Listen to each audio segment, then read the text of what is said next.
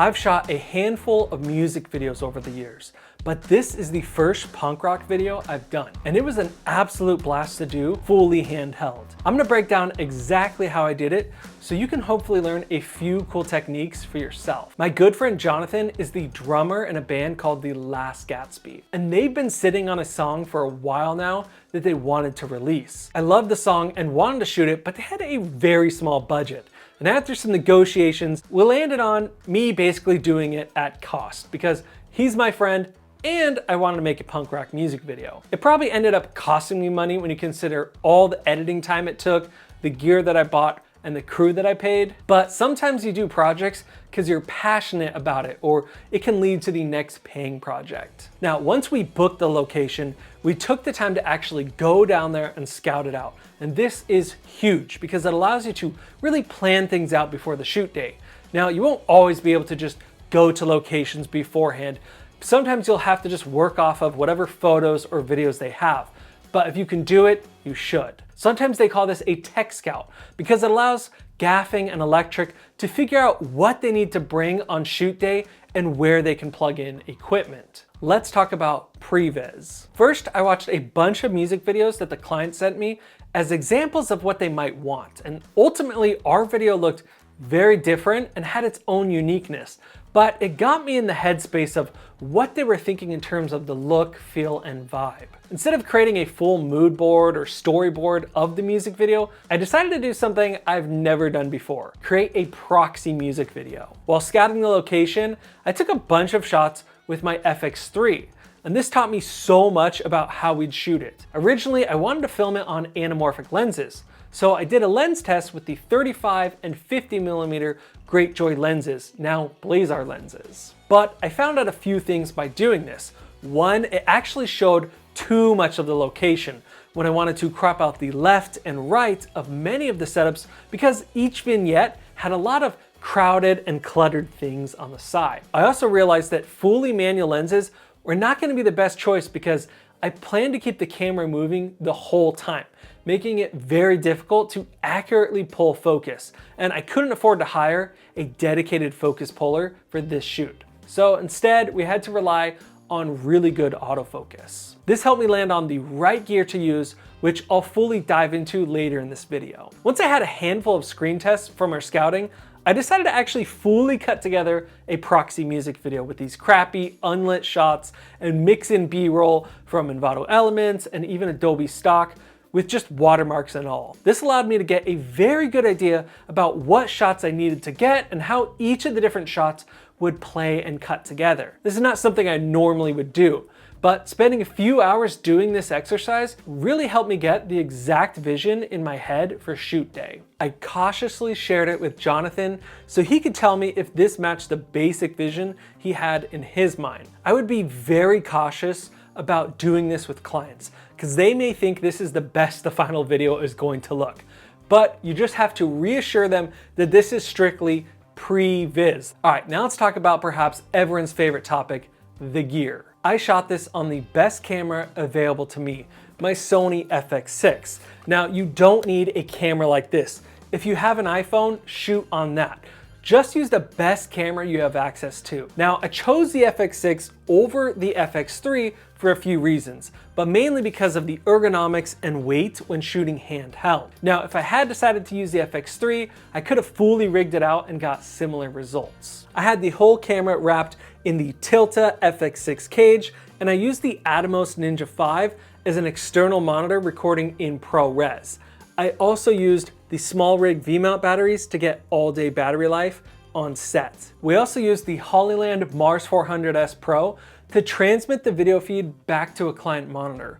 And we used the Atomos Sumo to review takes, let the crew look at lighting, and so on. Having a large monitor on set is huge for seeing small details that could be missed, like a stand in the shot that you didn't see, or letting the client call out things in real time as you're shooting. The whole thing was shot on only two lenses, the Sony G Master 16-35 f2.8 and the Sony G Master 24-70 f2.8. Both of these lenses have fantastically accurate and fast autofocus.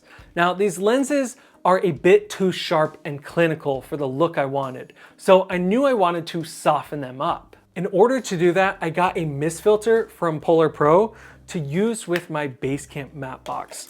Now, you could do this with screw-on filters, but I intentionally used the matte box to help avoid unwanted lens flares. I also wanted to break up the image and get some really unique looks at a specific part in the song where the lyrics talk about opening your eyes. So I bought the new Prism Lens Effects Ghost Filter. This is a huge piece of glass that you put in front of the lens and move around to get really interesting ghosting effects. This is quite an artistic look, so I only use it at a few parts in the music video.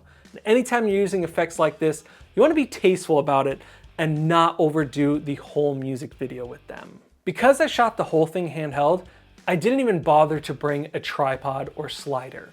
We did, however, have a gimbal on set to get behind the scenes with the FX3. Now, I want to talk about how I lit each shot without going into a crazy amount of detail because it's a lot to cover. For the main hero shot or A line of the music video, which is the full band group shot, I wanted to have a lot of light flares.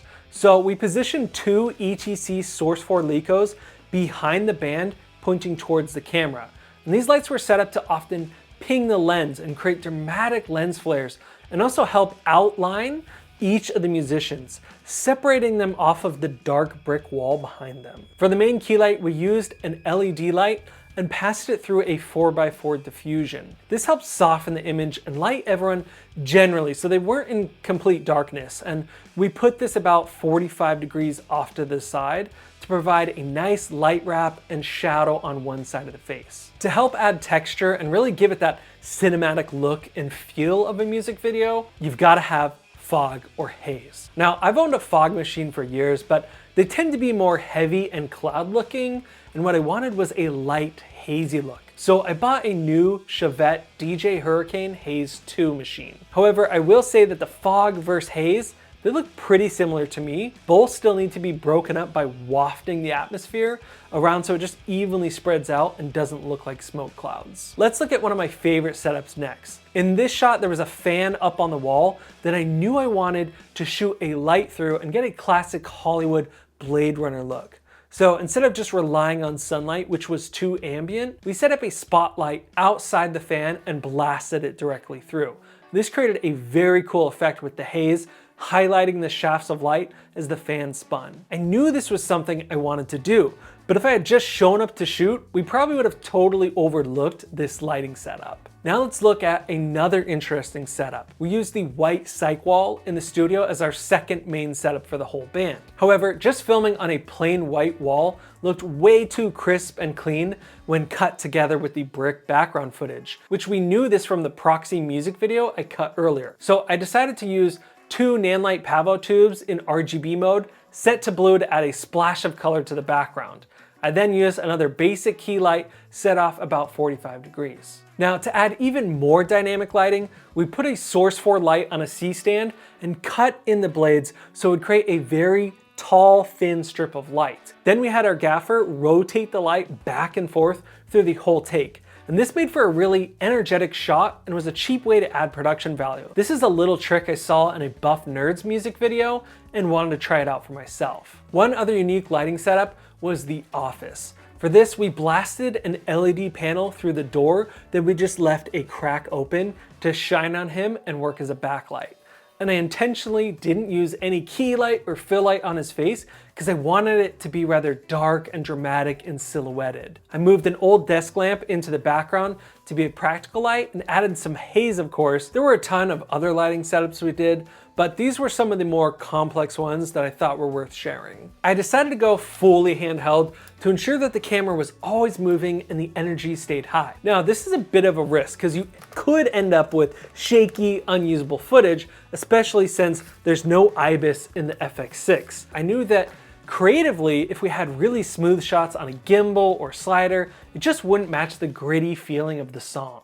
I chose to do a lot of quick moves, whip panning from musician to musician and pushing in and pulling out on each subject. And this helped add a lot of energy and interest instead of just holding the camera still. And I tried to match the tempo and beat of the song with my movements, so it ended up feeling more like a dance than anything. But ultimately, this led to footage that cuts really well because it actually moved to the beat. I won't go into any of the editing process in depth, but we did spend a few weeks cutting it all together and going back and forth with the client using Frame.io to do comments and revisions. Overall, I'm pretty happy with the results of my first punk rock music video shot on a shoestring budget.